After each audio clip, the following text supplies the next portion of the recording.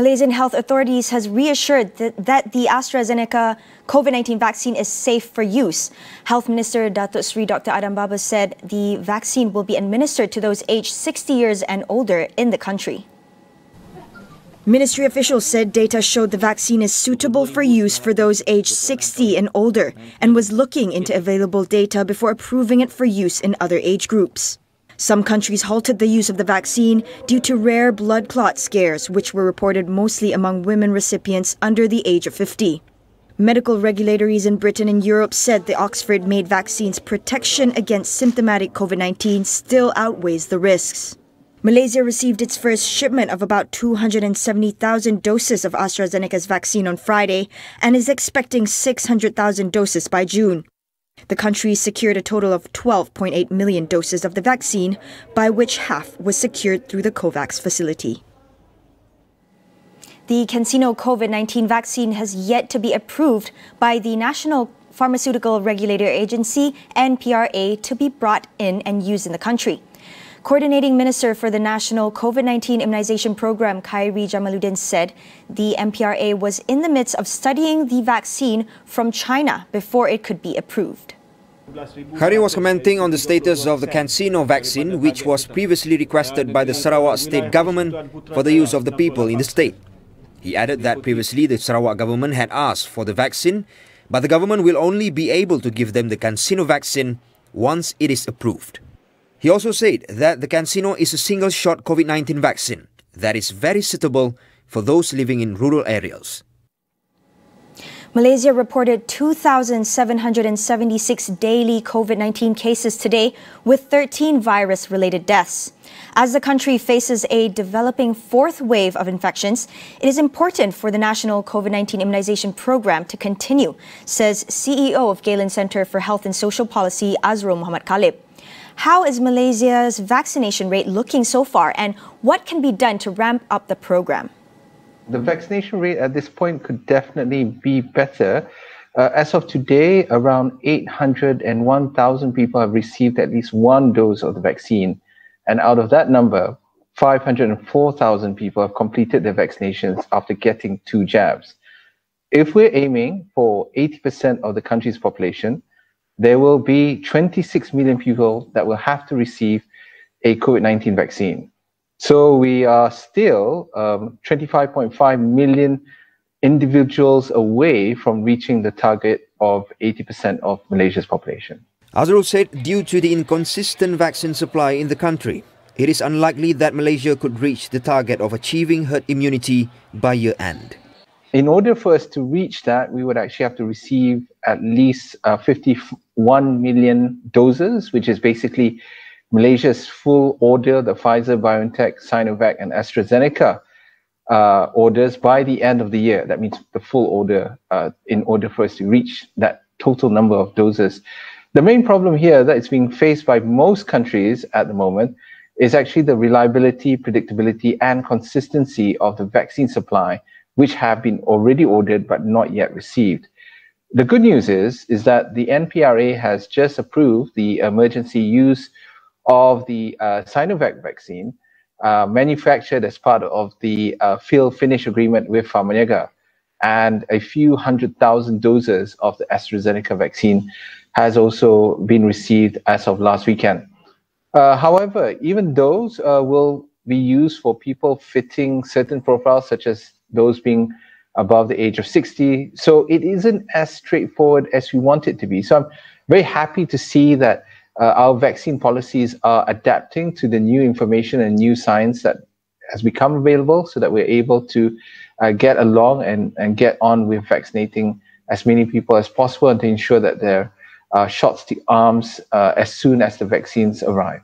He added that in order to ensure that the National COVID-19 Immunization Program continues to stay on track, it is important to get as many people registered to be vaccinated before the supply arrives. As of 25th April, Malaysia reported over 800,000 individuals who received the first dose of the vaccine, while over 500,000 received the second dose. There has been a worrying number of COVID-19 cases in schools. Since primary and secondary schools across the country were allowed open since March and April, how do we best address the COVID-19 spread to avoid more clusters emerging from the education sector? Azrul and President of the National Parent Teachers Collaborative Council, Muhammad Ali Hassan, weighs in. As far as we know it, though children are getting infected with COVID-19 and are vulnerable to infection in school settings, environments, they seem to recover well and do not suffer any serious disease compared to those who are older. The main worry here is really that these children could become the medium or bridge for which infection can occur to those who are living at home, who are in their 60s, such as grandparents, or even their parents living with comorbidities such as diabetes, heart disease, or chronic kidney disease, which could cause them to become infected and come down with serious illness. With that said, Azrul believes teachers should be prioritized in the second phase of the immunization program, while children should also be considered to be vaccinated in the future. Meanwhile, Ali reiterated the importance of children being vaccinated, but to also conduct thorough research to assure its safety. It is worth considering for children to be given vaccination for COVID-19 too. This is in consideration. For example, we have cases previously or last time, or even when I was young, I was given vaccination to various types of diseases like influenza, smallpox, chickenpox. So in order to make sure that our future generations are really healthy and immunized, I think it's better to consider that our present children should be vaccinated. But, however, I would like the research to be carried out thoroughly, so that the vaccination is really fruitful to our children. Minister in the Prime Minister's Department in charge of Law and Parliamentary Affairs, Datuk Sri Taqiyuddin Hassan, today tried to reassure Malaysians that the government will continue to uphold its constitutional responsibilities and will reconvene Parliament after the current state of emergency ends in August. However, this is dependent on the COVID-19 situation in the country, following expert advice, as the government is also concerned about the well-being of parliamentarians and their staff. In a statement, he said that the government is well aware of its constitutional responsibilities for ensuring that the continuity of the democratic process in the country is maintained through Parliament. However, according to him, the priority at this time lies in containing the spread of the virus, including protecting the health of all parliamentarians, officers and parties that deal with Parliament. The government assures that a Parliament session will be called at the appropriate time, whether before or after the state of emergency ends on August 1st, 2021.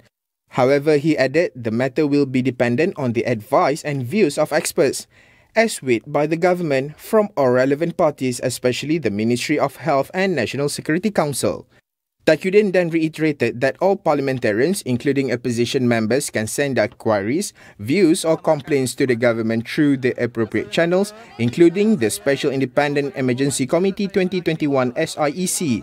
Yang di-Pertuan Agong Al-Sultan Abdullah Riayatuddin Al-Mustafa Bilasha previously consented to the proclamation of emergency in the country until August 1st or until the current wave of COVID-19 infections has subsided.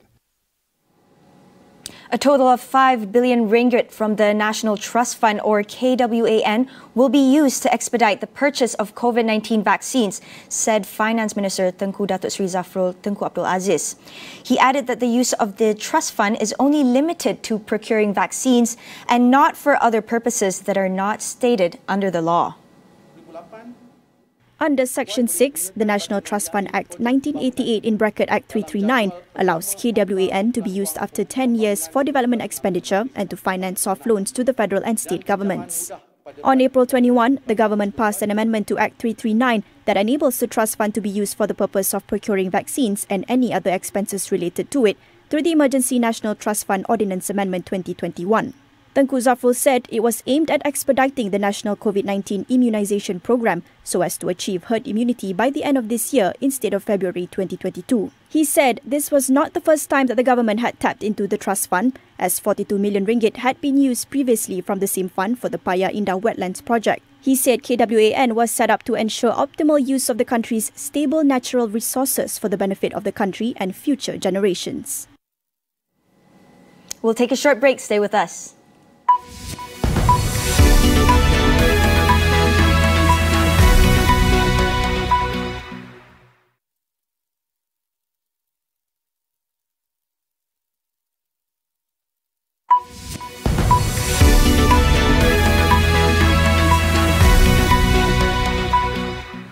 Welcome back.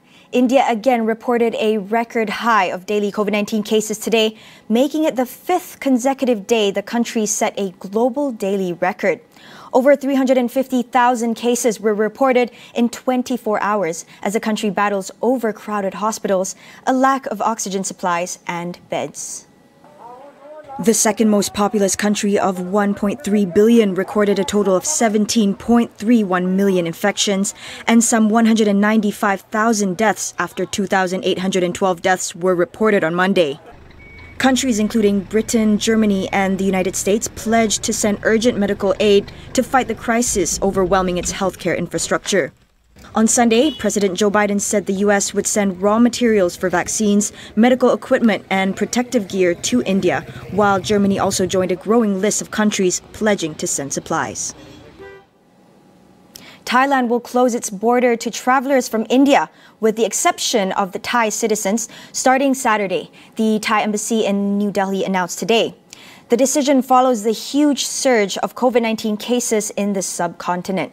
The embassy said that certificates of entry for non-Thai nationals traveling from India will be suspended until further notice.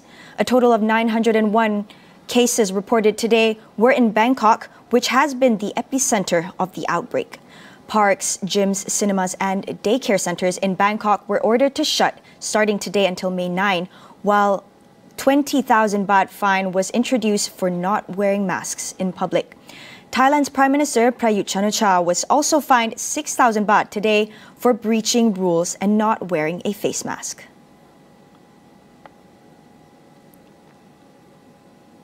The European Union (EU) is set to allow fully vaccinated Americans to travel to Europe by summer this year.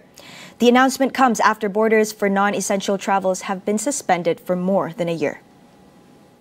The Union's 27 members would accept unconditionally all those who are vaccinated with vaccines that are approved by the European Medicines Agency.